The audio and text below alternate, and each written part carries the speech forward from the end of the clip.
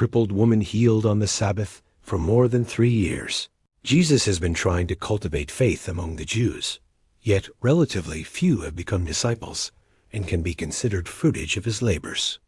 Now, in the 4th year of his ministry, he is intensifying his efforts. It is as if he were digging and putting fertilizer around the Jewish fig tree by preaching and teaching in Judea and Perea. With what results?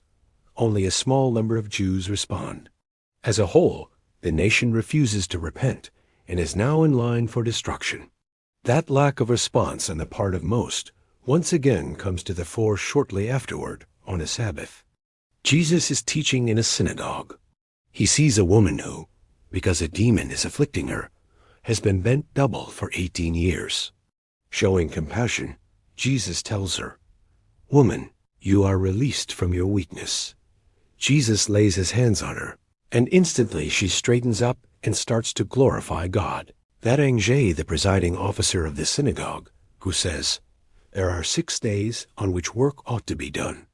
So come and be cured on those days, and not on the Sabbath day."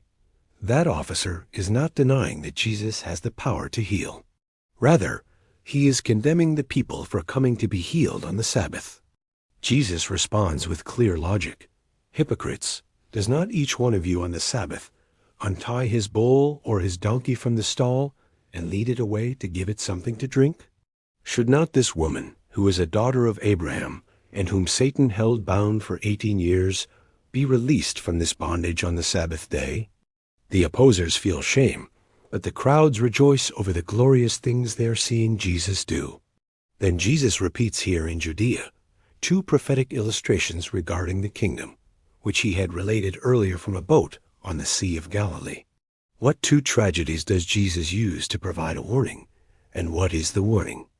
How does the illustration of the unfruitful fig tree highlight the situation of the Jewish nation?